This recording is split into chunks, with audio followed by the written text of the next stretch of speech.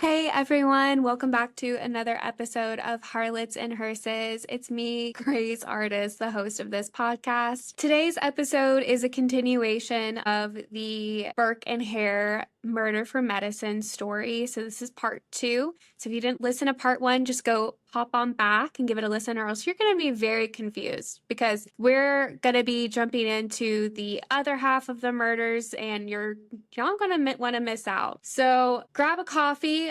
Lord knows it's been a long day and long night. I'm already on my second or third cup. So grab your coffee, grab your favorite drink, and let's dive into this. And we're just gonna continue the story. So excuse me while I take a sip. We got this. We're going back to Edinburgh during the spring of 1828.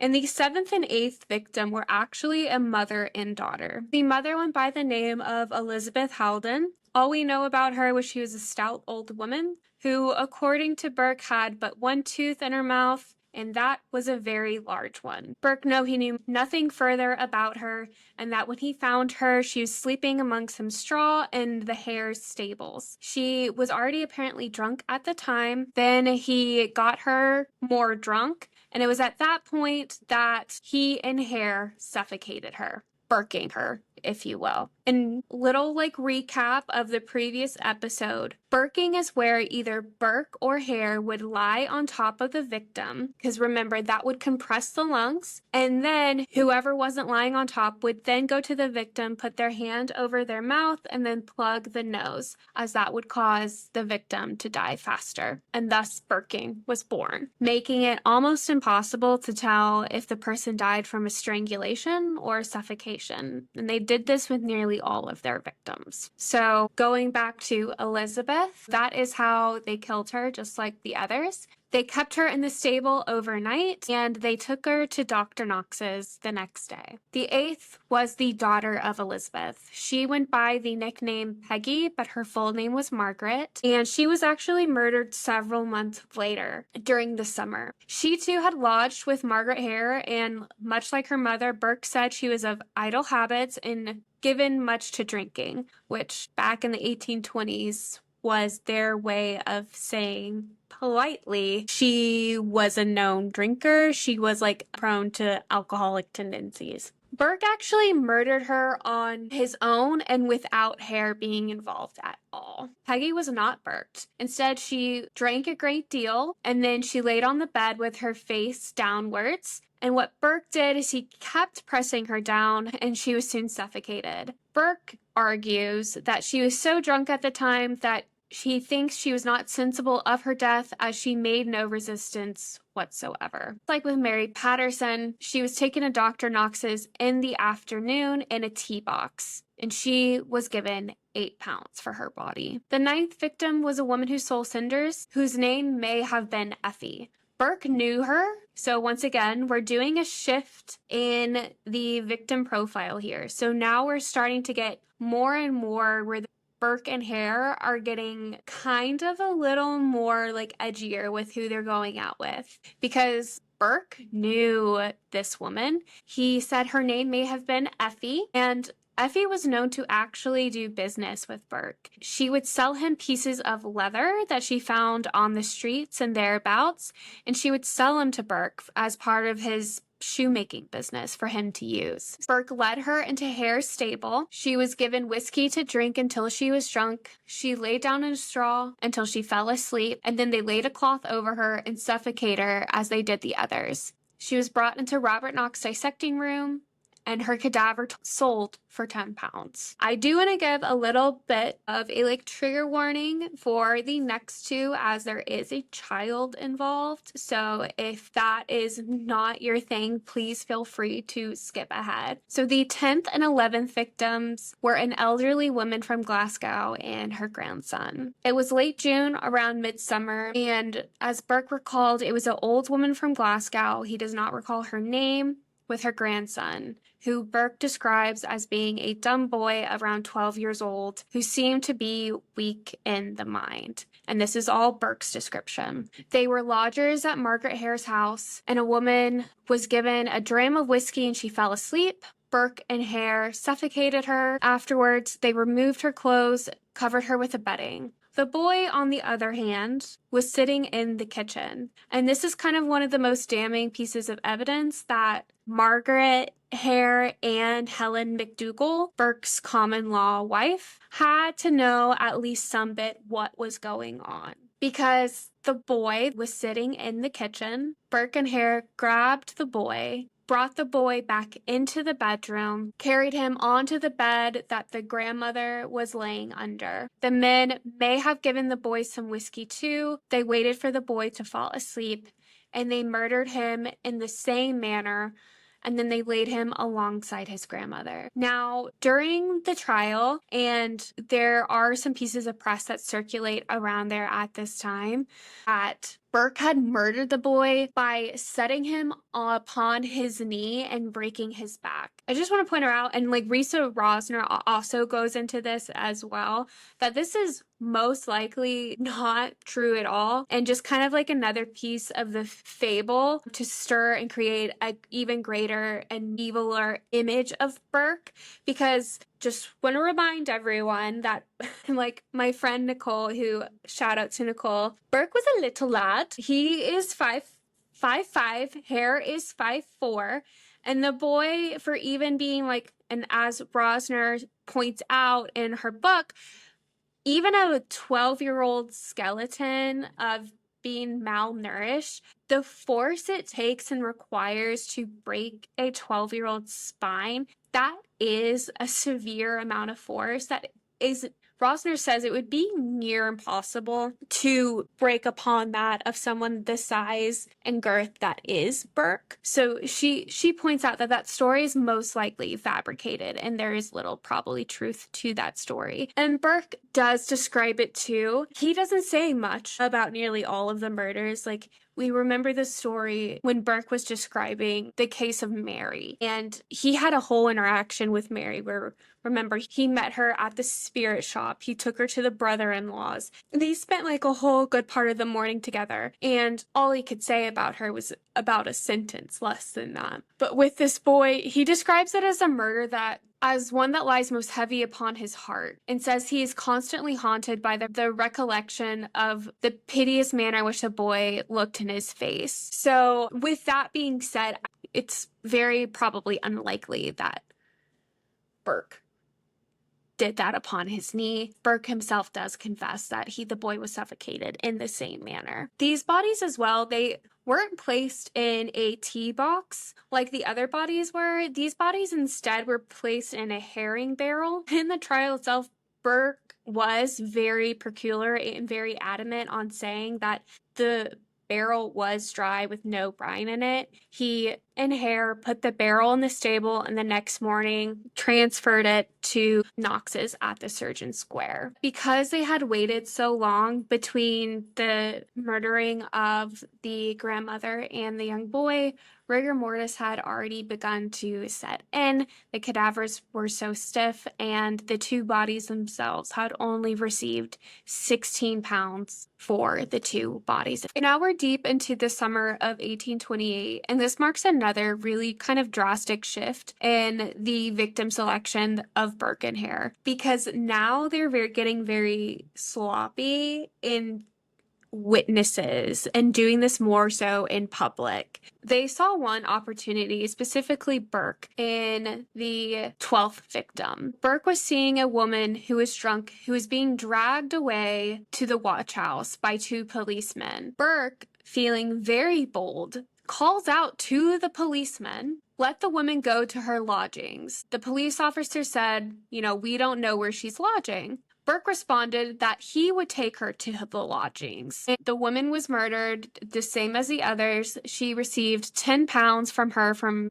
Dr. Knox. And this just kind of points out Burke and Hare were feeling so bold and so kind of sure of themselves and what they were doing, that they were willing to essentially steal and go right under the police's nose to find and get victims now. And I believe at one point Burke was questioned about it and asked if he had a good standing with the police, and he said he did, or else why would the police given over this woman to him? So it just also shows kind of this like illusion of grandeur that these two men had as well. Now, as we move out of summer into the fall, there would be a brief break in killings, as this would be kind of the period that Burke and Helen McDonald had moved actually out of the Hare's lodging house. There were several reasons Rosner gave. One of the most, and I think kind of interesting, is that Burke was actually scared for Helen McDougall's safety. And I can actually see kind of truth in that, because as we see like later on and also previously,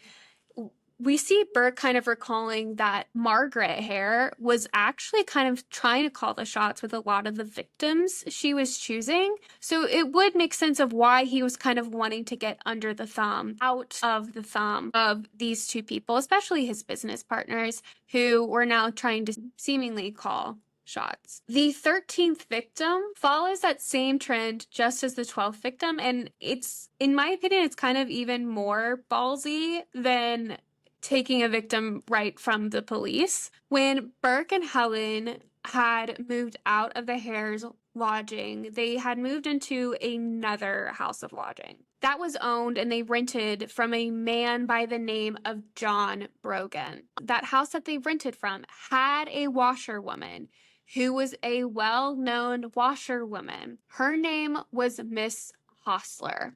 She had been washing one day, and Burke explained she came back the next day to finish up the clothes, and when done, Hare and Burke gave her some whiskey to drink, which made her drunk. It was still daytime, but the two men were able to persuade her to go to bed, then murder her the same way they did the others. Then they put her in a box and sent her to the coal house in the passage, and they carried her off to Dr. Knox's in the afternoon of the same day. Knox gave them £8 for her. Not only are they choosing to murder a known washerwoman in their area, they're choosing to murder a woman who is under the employment of their landlord. Like the audacity of these men.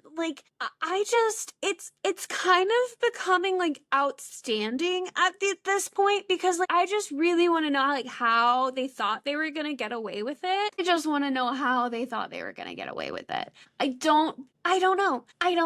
And Rosner does point out that it was most likely that their landlord, John, did start to get suspicious, especially after their 14th victim, who was a cousin of Helen McDougall's first husband. So what we know is her name was Anne McDougall, and she, like I said, was a cousin of Helen McDougall's first husband. According to Burke, she was married and had come to Edinburgh on a visit. She, like the others, was given whiskey until she was drunk. She was put to bed. Burke said he did have some misgivings about killing her, and he told Hare he would have most to do to her, as she being a distant friend, he did not like to begin first. Hare therefore murdered her by stopping her breath, with Burke acting as the assistant. Just like with the murder of Miss Hostler, this also happened when the whole Brogan family was out, so the whole landlord and his family were out. But when Brogan returned from work, he noticed that there was a fine trunk. He asked Burke, he's like, hey, there's this trunk here and it's a nice trunk and it wasn't here when, I left for work. So kind of tell me about it. And also, I'm a little bit suspicious because, our washerwoman has disappeared and we haven't heard from her. And now there's this really nice trunk that's sitting here in our house. And your cousin-in-law was here and now she's not here. And there's a body-sized trunk. Burke offered some whiskey, and the three men discussed the situation. And the upshot was that Brogan would receive £1 and 10 shillings from each man then and there, an additional £3 after they delivered the body. And then in return, he would agree to leave Edinburgh for an unspecified period of time. So essentially, he was paid off. For Anne McDougall's body, Knox paid £10 for it. And then if we remove the pound fee for Miss Hare and then Brogan, Burke and Hare netted less than £2 each from that body. So all three of these victims, while they didn't garner really much attention, in the community itself, what Rosner points out, and kind of like really what they shows, is they all have a personal connection to both. They all have plenty of witnesses who saw them together. Like, we have the policeman who saw the drunk woman give them to Burke.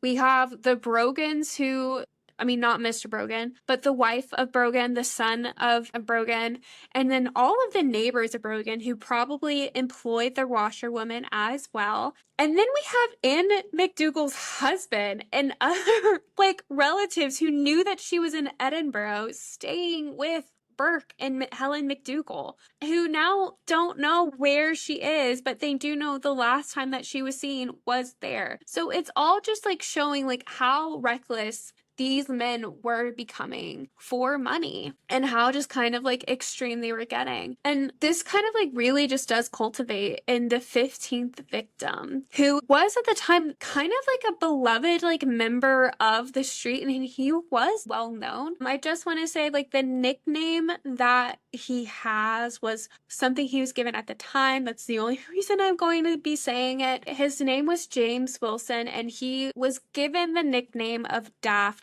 Jamie. He was known to wander barefoot and bareheaded no matter the weather. Rosner says he was not so much daft or crazy as what would now be called mentally challenged, for he could be prevailed upon to perform odd but useful forms of calculation, such as telling the day of the week on which a given date would fall. Indeed, for the boys in Edinburgh, it was said he served as a walking calendar. Jamie sang as well and told jokes in broad Scots. He didn't beg. That's not what he was known for, but he was often giving gifts of food, drinks, snuff, and small coins. And a lot of households like made it a point to provide him with dinner and see that he was kindly entertained. He'd come from a local family. His mother was still alive. He lodged with his sister Janet, who was married to a porter. She and her daughter Mary looked after him. He was always said to be clean in person and his clothes. And even though he walked barefoot, his hands and feet, though uncovered, were observed to be always clean. So it just shows that like this Jamie was well looked after. It also separates him from all of the other victims. Like, he wasn't a transplant, he wasn't a transient, he was someone local. He had people looking after him. He had people who were constantly checking in after him. And he had someone who was always in know about his whereabouts. So this automatically sets him apart from everyone else. During his confession, Burke said it was Margaret Hare's idea to murder Jamie. He said that she found Jamie in the grass market one day, early October, that he was thinly clad looking for his mother. She persuaded him to come home with her, leading him, Burke said, as a lamb to the slaughter, as a sheep to the shears, as he was always very anxious, making inquiries for his mother, and was told she would be there immediately. Leaving Jamie with her husband, she went in search of Burke. So she left Jamie at her house. She went and found Burke at the store and essentially let him know that there was a mark at the boarding house for him and Hare to take care of. If this is true, and that if what Burke is saying about Margaret Hare is true, just like Marguerite in the story I did over the Casket Girls, Margaret Hare can also burn in the fiery pits of hell. Same with, honestly, same with Burke and same with Hare. All these men can burn. They can all burn. But especially if you were to lure a young man who you can obviously tell is going through this and he's anxious, and you're luring him under the pretense that your mother is going to be there, and I'm trying, you can tell he's worried. Fuck you. Fuck that. You're a horrible person. How dare you? And I know, as a historian, you're supposed to be, unbiased and everything, but I'm sorry, that's fucked up. It's fucked up. So, little rant over. So, Margaret Hare got Burke, took him back to the house. She left Burke, Hare, and Jamie in the room. The three men all shared a drink together and then perhaps another. All we know is that at some point, Jamie laid down on the bed. Hare laid down next to him. This sounds weird to me, but this is what Burke says. When they had laid there for some time, according to Burke, Hare threw his body on top of Jamie, pressed his hand to his mouth, and held his nose with the other. Hare and him fell off the bed and struggled. Burke then held his hands and feet. They never quitted their grip till he was dead. He never got up or cried any. It was all 12 noon by the time they were finished. This one with Margaret and with the boy really just like set in and just show like the monster activities that and the monster like behavior that is just like kind of lying and hiding underneath like Burke and Hare to me. That they can be just so willing to just do this and throw their body on top of poor Jamie, and that he never got up and he never cried, and that it was over by noon. And at the end of the day, this was just a boy who was looking for his mom. Burke and Hare also get themselves and kind of dive themselves into trouble here as well, because Jamie had more personal effects than most of their victims. He had a brass snuff box, which Hare took, and he also had a copper snuff spoon, which was a form of tobacco that you could inhale and sniff. Burke took that. Burke and Hare usually destroyed the clothes of the victims, but instead, Burke gave Jamie's clothes to his brother-in-law. A baker said he saw Constantine Burke, which is the brother-in-law, wearing a pair of trousers that he had originally given to Jamie. He saw Constantine. He's like, I didn't give you those pants. I gave those pants to Jamie. You're not Jamie. And then one of Constantine's sons was also likewise observed wearing one of Jamie's handkerchiefs. This also would be the second body that one of Knox's assistants would recognize. It was customary for like one assistant to first arrive to the dissecting room in the morning, and then Knox would come after. The body would already be on the table when Knox and his other assistants would arrive.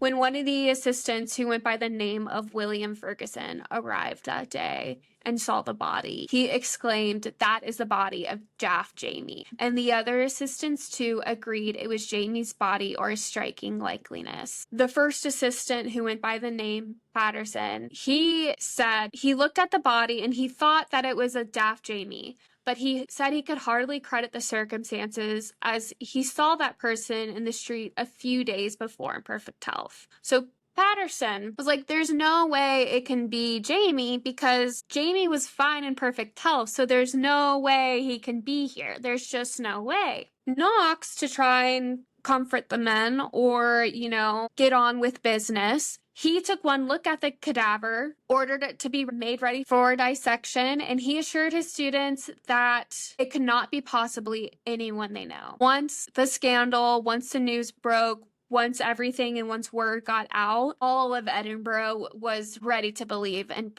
pretty much was on the defense that Knox must have recognized Jamie. Jamie was always wandering. Jamie was always on the street. Jamie was well known.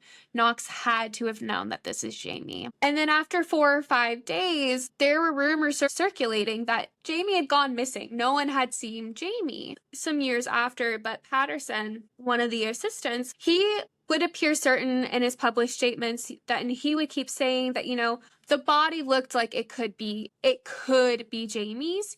But he said, he hadn't examined it closely since Dr. Knox stated that, it wasn't. Yes, Jamie can be assumed to have some sort of physical deformities. He had been known to have a distortion upon one side that had a halt in his gait and was in the practice of walking with one arm contracted upon his breast. But Patterson said, he never saw the subject walk. And Jamie's feet were known to be peculiarly formed with one foot twisted or diseased by contraction, but he never observed the feet on the table were diseased or not. Ferguson, however, the one who exclaimed, "That is the body of Jamie," he never wavered in his conviction that the body was Jamie's. He actually developed a reputation, and he became one of the most impotent London surgeons of his generation and developed a reputation for never forgetting the face of a pupil. He told the police the toes were distinctively wide and he believed it was Jamie's. So Jamie just really shows just how bold the men have gotten. So the final victim,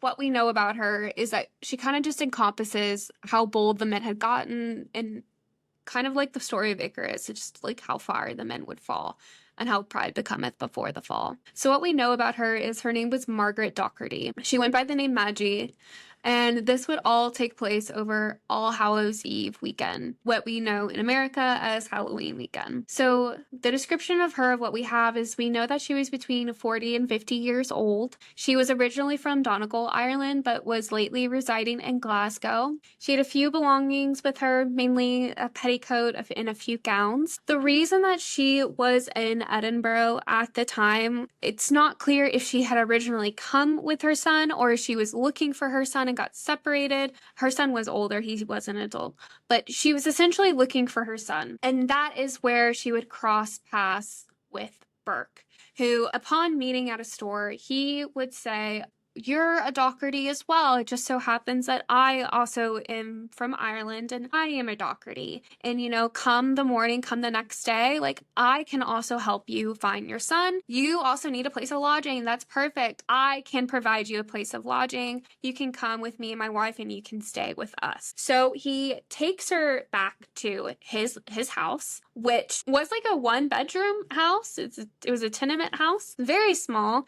And it was not big enough, and he actually, to make room for Maggie and the plan he has, because keep in mind he brought her there with a purpose, he knows what he's going to do, he actually had to kick out a family who was residing there, a family whose last name were the Greys, and that would ultimately end up being his downfall. He told the Greys, who it was Anne Grey and her husband, "I'm so sorry you can't stay with us anymore, but you can go stay with my friends William and Margaret Hare." We're back at Burke's place. Burke is sitting there. He gives her food and drink, and then he leaves Maggie there all alone. Maggie then, according to the neighbor, whose name is also Anne, but she is Anne Conaway, Maggie wanted to leave and go find, the news and words about her son and, where he was in Edinburgh. And at this time, she was like, "You should not go. You should not go on. You would not find your way back. You should let the police help you find him, tomorrow. And you have also been drinking and you won't find your way back here if you go out." Anne Conaway was also very confused as to why Maggie kept saying that she was staying with a man with Burke Doherty, because there was no man with the last name Doherty there. It was William Burke. So, that's what happened. Burke and his wife were still out. Ultimately, the Greys, the Hares, the Conways, and Maggie, they all had dinner. They all had a bottle of spirits. And Anne Conway, because Maggie was staying at her place, kind of like waiting for Burke to get back. And she was like, "Hey, can you leave?" to Maggie. And, she's like, I need you to leave because my husband has to get up early for work tomorrow. And, and we have to be up at 3 a.m. And Maggie refused to leave until, the Burkes got back around 10. And even though, Anne got Maggie to leave, she said she still wasn't able to give much sleep because then the whole party of the Hares and the Burkes and then Maggie, it continued on over at the Burkes' place. But a fight would ultimately end up breaking out around 11 p.m. A witness would hear a woman scream out "murder." The witness, a man, would go check it out, and he would hear more murder screams from the woman, and he would try to find police. He couldn't find a police officer. He went back to the rooms where he thought he heard the screams. He didn't hear anything else. And then he went back to his lodging and he just blamed it on being Halloween. When he was called to the trials, he said he didn't push it further because he was more worried about it being a fire. And then he said because there was no fire, I wasn't worried anymore. It was estimated that Maggie was killed around 12 o'clock. So we don't know much about really how Maggie died. But this is what Burke said. It was probably around midnight. Maggie had been drunk and dizzy. She had laid down or had been pushed, Burke was not clear, onto the bed after she had tried to intervene in a fight between Burke and Hare. Burke positioned himself on top of her to compress the lungs, and Hare covered her mouth and nose with his hands. Once she was dead, they stripped her of her body and put it under a quantity of straw laying at the end of the bed. So Burke had already made preparations earlier. He had gone to the assistant of Dr. Knox, David Peterson, earlier. That's why he was late to the Halloween party. Peterson essentially said, come back when you have the body. Burke called Peterson after the deed was done, and Patterson came round to the tenement housing. Once Patterson was at the house, Burke, Hare, and the women had hoped that Peterson would take the body away at once, but it was after midnight, and Patterson let them know that he's not a porter, he's not a transporter, and he's not going to be moving the body so that they can handle this all in the morning. In that he let them know that he will be dispatching his 15-year-old sister to discuss how they can transport the body the next day. The next day at 9, Patterson's sister went to call on Burke, and he had told her that he has other things he has to take care of. However, come that morning, everyone in that little neighborhood, their whole question was, where's Maggie? Where's Miss Doherty? What happened to her? And some of the statements that, Helen McDougal made did not put her in the best light, because what she said is that she kicked the damn bitch of hell's backside out the door because she had been using too much freedom with William. And essentially, that came off a lot more suspicious and a lot more ill at ease, considering this woman, all that she had previously talked about was I'm searching to find my son. I'm searching to find my son. That's all I want to do. And so now that this woman is mysteriously gone, there's kind of talks of a fight breaking out. And then to top it all off, Burke is now acting weird as well, because Anne Conaway and Anne Gray kept saying how weird Burke was being, because the Grays were allowed back into their house, back into the Burke's house where they were staying, and back into the room specifically where Maggie was murdered, because that was their room. Anne Conaway said Burke spilled and threw liquor all over the room, the bed, the straw, the ceiling, with the excuse saying he could just get more. Their Grays were allowed back into their lodging room, but Burke yelled at them, saying that they could not approach the bed and not approach the straw pallet. And Anne Gray said it kept making her feel uneasy. So kind of the whole day passed. Everyone's feeling, the whole occupants kind of around this little area are all feeling really uncomfortable. All tensions are really high. Burke had to leave because he had to find a way to get the body out of there, out of that room, the sooner better, because no matter the amount of liquor that he is spilling to try and hide the smell of the body and the smell of what they'd done, no amount of liquor can hide that. So he went to go find a porter. He had known this porter from previous deliveries. The porter knew what he was transporting. At one point, Hare fell out of the tea box, and he placed the hair back into the tea box. They had taken it to Knox's surgery, into the dissecting rooms, and one of Knox's staff received it at 6:30 p.m.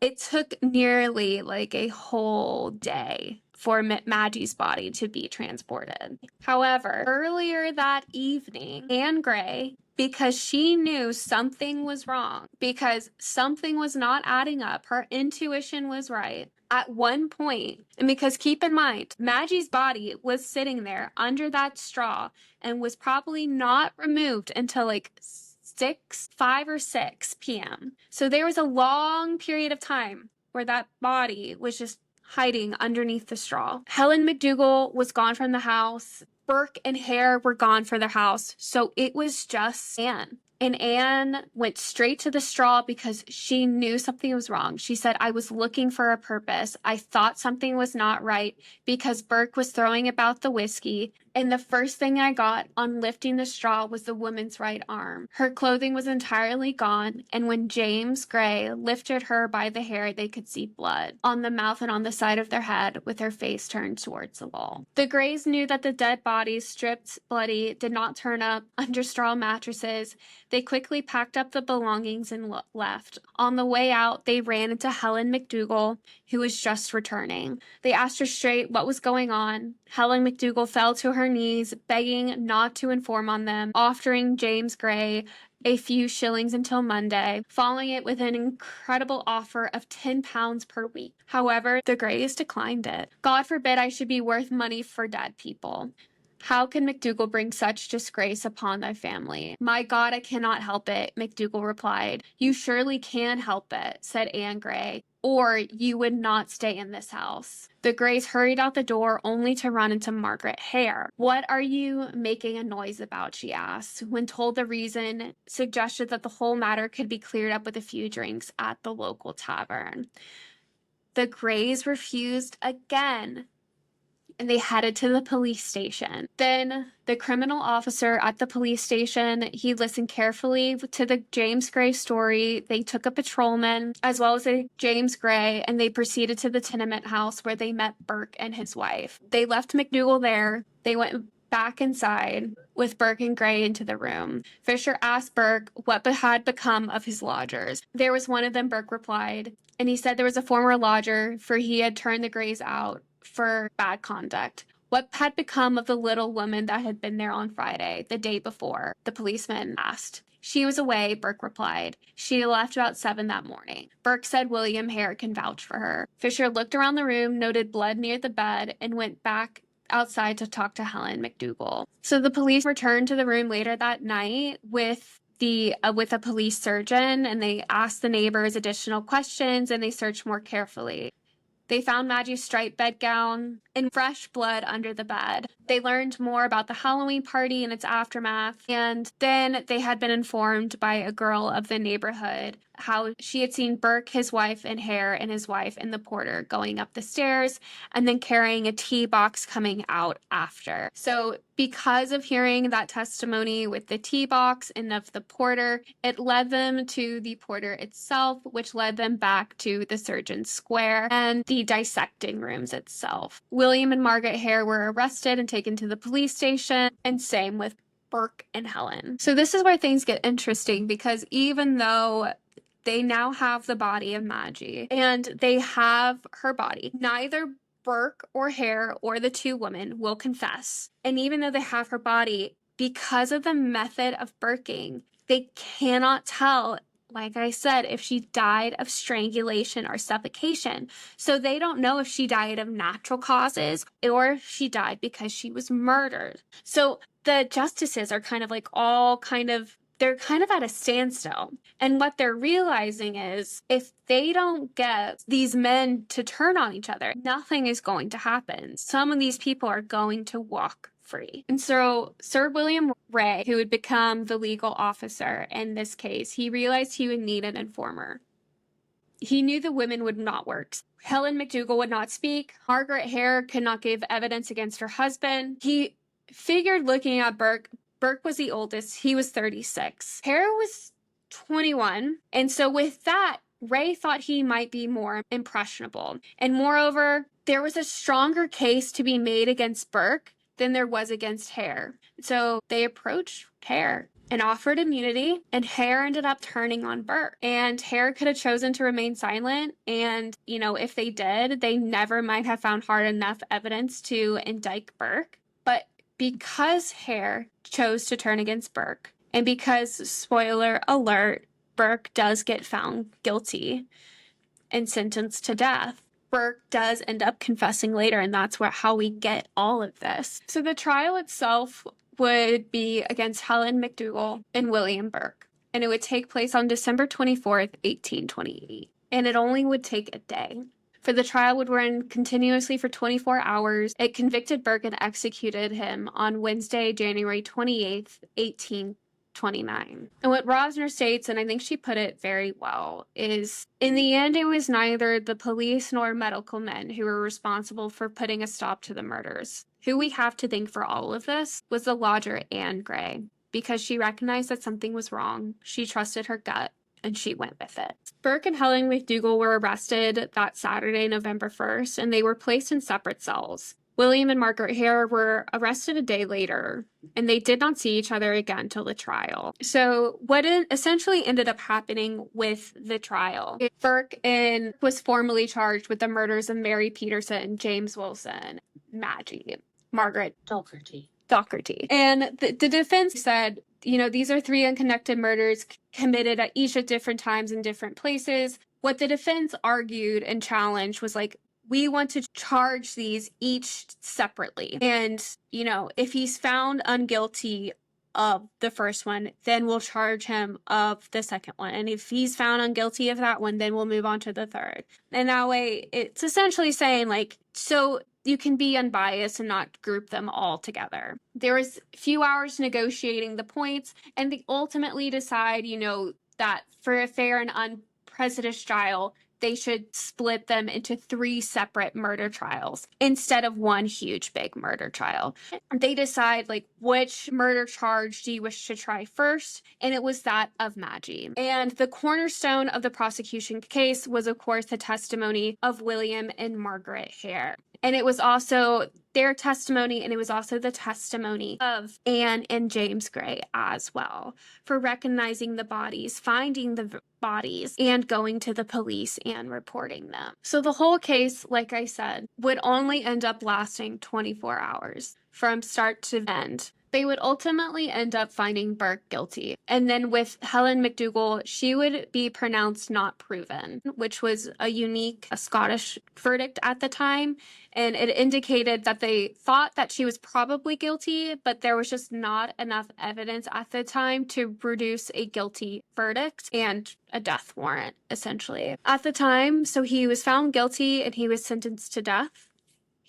Burke had a period of a month of waiting, essentially, for his hanging. During his time, he produced several confessions and portrayed the full extent of his involvement to the body supply, and that is how we get this full account of all 16 of his victims. And what's interesting is that after his death, after he would be hanged, Burke's body itself would be sent for medical dissection. So it's kind of a cycle. Helen McDougall was essentially escorted out of the courthouse after that. She made her way back to Constantine Burke, her brother-in-law's. She tried to see William Burke one last time. She sent a message to him that all she wanted was the money. Burke left her all she had with his watch. She left the town the next day. It was said she had returned to her father's house in Stirlingshire, but we will never know. There's no further record of her. Margaret Hare was set free on January 19th. She was reported to have burst into tears about her unhappy situation. All she said was she wished to get across the channel and end her days in a remote spot in her own country in retirement and penance. If she did or not, we don't know. There is no record, and we know William Hare did not accompany her. On January 16th, we know that Hare was also tried again for the murder of Jamie, but he was found later that he could not be put on trial for, or anything could be found against it. So he was actually let go. There was a huge trial and public uproar. The crowds were upset. He was placed in Dumfries jail for safekeeping, and he traveled from Dumfries to Portpatrick. From Portpatrick, he made it to Carlisle. Essentially, that's all we know of him, that crowds and mobs followed him. The last that we ever have of him in public record is that he was last seen Sunday morning about 2 miles beyond Carlisle. He seemed to be moving onwards, trusting circumstances without any fixed purpose. There's no reliable information has ever been recorded of what happened to him. And then we know by the time Hare left Edinburgh, Burke was already dead and dissected. After his execution in front of an audience of 25 to 30,000 people, his body was displayed at the medical school, and then it was dissected.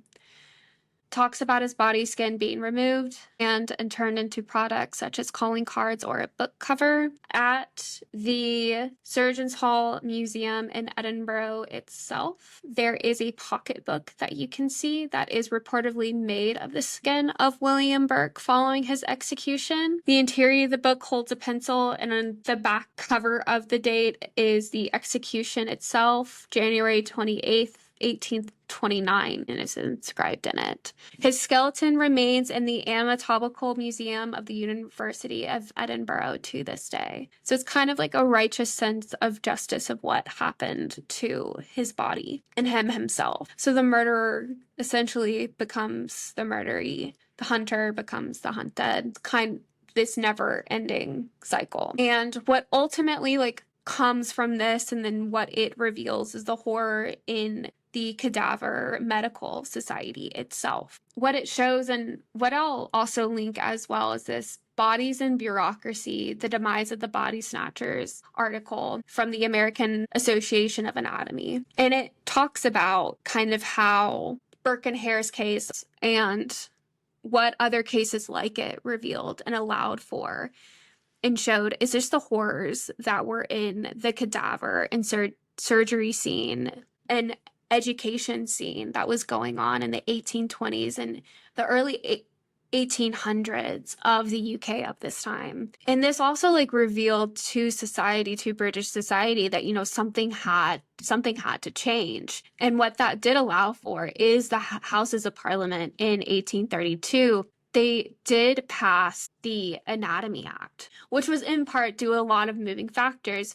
but it was because of cases like Burke and Hare and other body snatching cases where they were finding out that a lot of other victims were becoming murdered so they could get money for these victims because the cadaver scene was so dire. So essentially what the Anatomy Act allowed for is now these medical universities could now receive cadavers from the unclaimed poor and from poorhouses and from infirmaries and from sick houses. Bodies of the recently deceased could only be claimed by family members, not friends, and the family had to demonstrate sufficient funds to pay for the funeral, and they had to do so all within 48 hours of death. So again, while this is good as it allows for more cadavers to enter into rotation, it also is making a good majority, not of the blame, but of the fall and of the byproduct still fall, and of the labor, I guess. It still makes the labor still fall within the poor to supply these means. The Anatomy Act is not actually asking any of the rich to supply these bodies. It's not asking any of the anatomists who die to supply their bodies back to these schools. It's all falling within the poor, who were the victims of the cadavers, of the body snatching in the first place. So it's just kind of showing that while situations are improving, they're still not improving by much. Now, within the Anatomy Act, do believe, and Rosner does point it out, that once the dissection was complete, the lecturer whom the cadaver had been assigned was required to provide a coffin and burial for remains. Remains were investigated with dignity of a name. They were appropriated in a way to honor the service of the living. And although the illicit sales of cadavers did not altogether disappear, it did become rare as a motivated for murder. And putting a stop to the body trade, what the Anatomy Act also did was remove the competitive advantage Knox had derived from his extensive cadaver procedure network. So that is what we can thank the Anatomy Act for, according to Rosner. It's removing the environment and getting rid of the environment in which Burke and Hare were able to thrive in. And it also required that the inspectors, for whoever these bodies were procured from, they had to keep records of the name, age, date, and place and cause of death for each cadaver, so that accepting materials retained a human identity by which it could be traced and accounted for. So the anatomist could no longer accept late-night parcels and ask no questions. The corpses, while still a commodity, retain connections to the community in which it came. So it's still retaining parts of its humanity. It's making, like what I said in last episode, it's making it no longer a thing, but it's making it a person. And that's what makes all the difference. Because Burke and Hare were no longer viewing these victims as people. they were viewing them as objects, as means to an end. And that is where the problem lies. And that is where I'm going to leave tonight's episode. Please like, share, subscribe. If you have any ideas or comments of what I should do next, please leave them in the comments below or follow me on Instagram and let me know there. Have a good one. Bye.